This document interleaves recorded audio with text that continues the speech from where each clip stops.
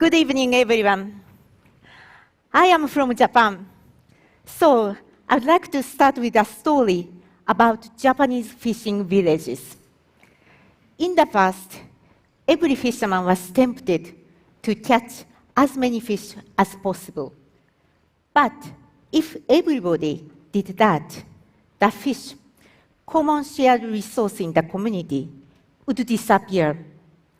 The result would be hardship and poverty for everyone. This happened in some cases, but it did not happen in other cases. In these communities, the fishermen developed a kind of social contract that told each one of them to hold back a bit to prevent overfishing. The fishermen would keep an eye on each other. There would be penalty if you were caught cheating. But once the benefit of social contract became clear to everyone, the incentive to cheat dramatically dropped. We find the same story around the world. This is how villagers in medieval Europe managed pasture and forests. This is how communities in Asia managed water.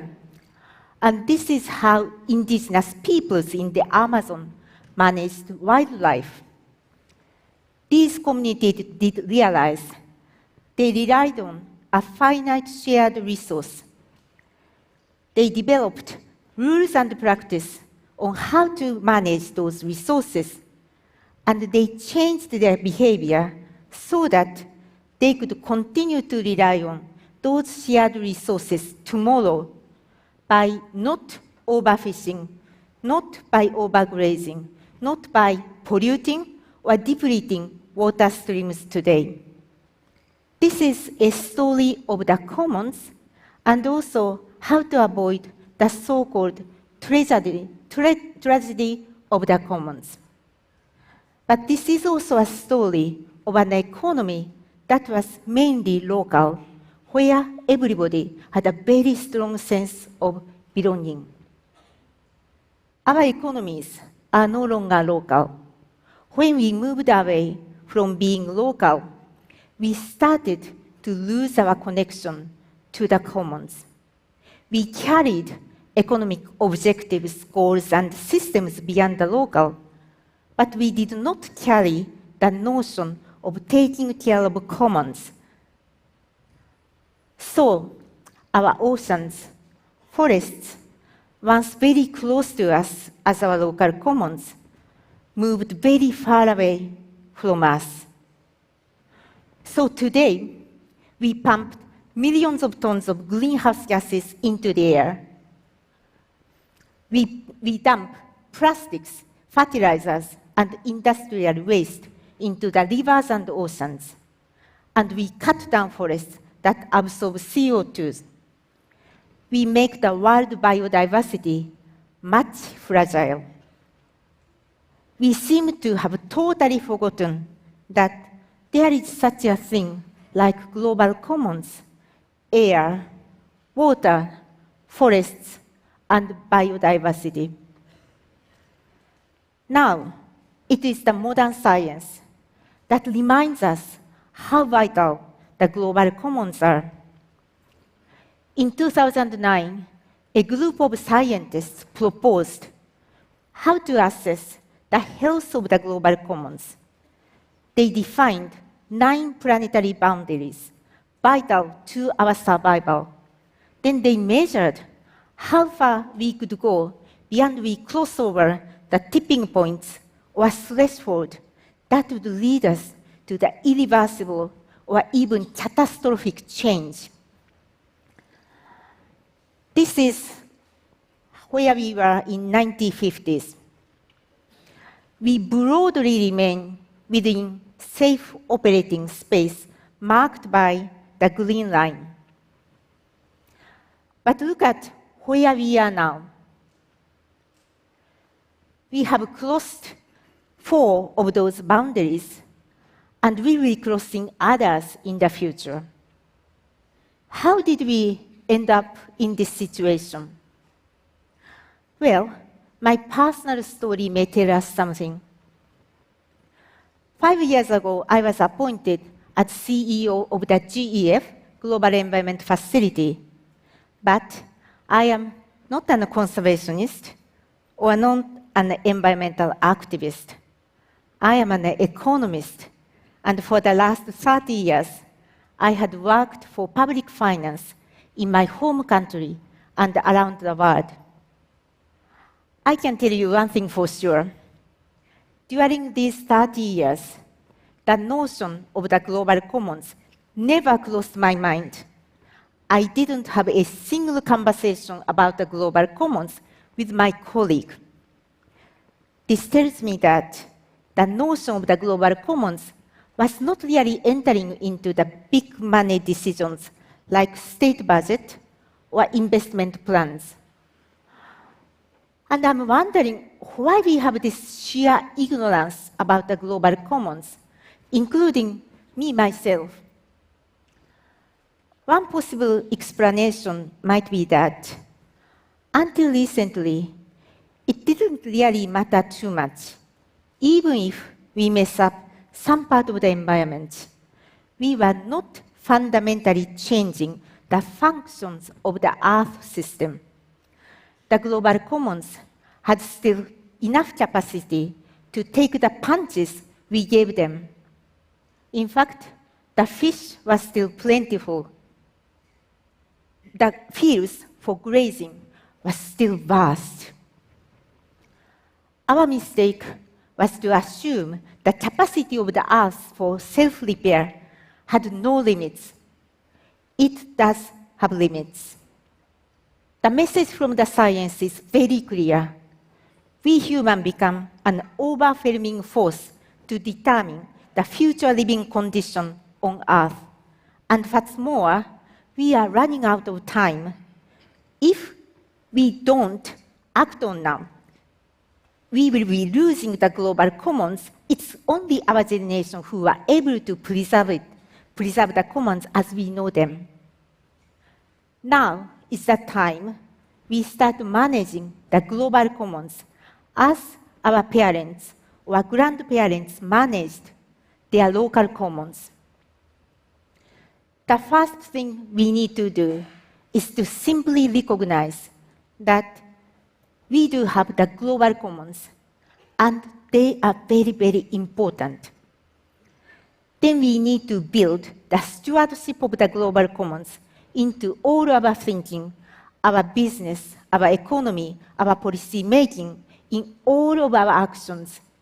We need to recreate the social contract of the fishing villages on a global scale. But what does it mean in practice? Where to start with? I see there are 4 key economic systems that fundamentally need to change. First, we need to change our cities. By 2050, 2/3 of our population will live in cities. We need green cities. Second, we need to change our energy system. The world economy must sharply decarbonize, essentially in 1 generation. Third, we need to change our production consumption system. We need to break away from current take, make, waste consumption pattern. And finally, we need to change our food system, what to eat and how to produce it. And all of those 4 systems are putting enormous pressure on the global commons, and it's also very difficult to flip them. They are extremely complex, with many decision makers, actors involved. Let's take an example of the food system. Food production is currently responsible for 1/4 of greenhouse gas emissions. It is also a main user of the world water resources.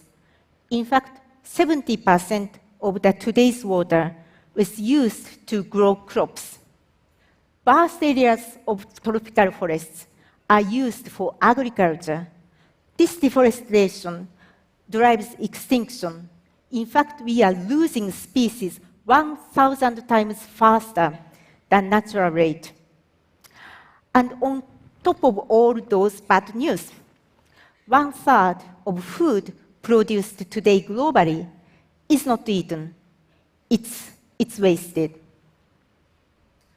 But there is the good news, good sign.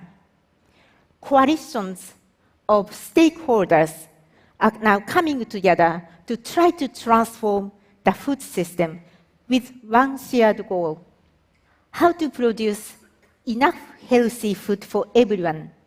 At the same time, to try to sharply reduce the footprint from the food system on the global commons. I had an opportunity to fly over the Indonesian island of Sumatra, and I saw with my own eyes the massive deforestation to make the room for palm oil plantation. By the way, palm oil is included in thousands of food products we eat every day. The global demand for palm oil is just increasing. In Sumatra, I met smallholder farmers who need to make day-to-day living from growing oil palm. I met global food companies, financial institutions, and local government officers.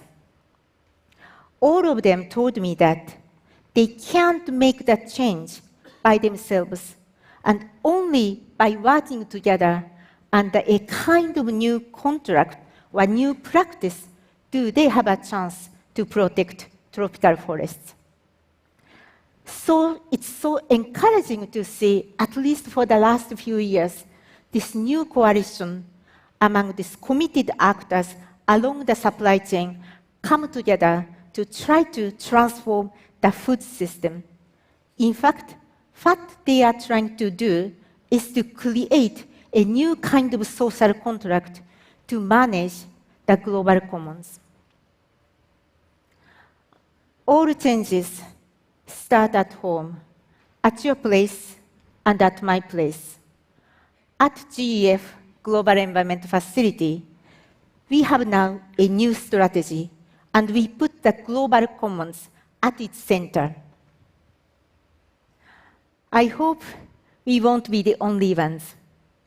If everybody stays the sideline and waiting for others to step in, the global commons will continue to deteriorate, and everybody will be much worse off. We need to save ourselves from the tragedy of the commons. So, I invite all of you to embrace the global commons. Please do remember the global commons do exist and are waiting for your stewardship. We all share one planet in common.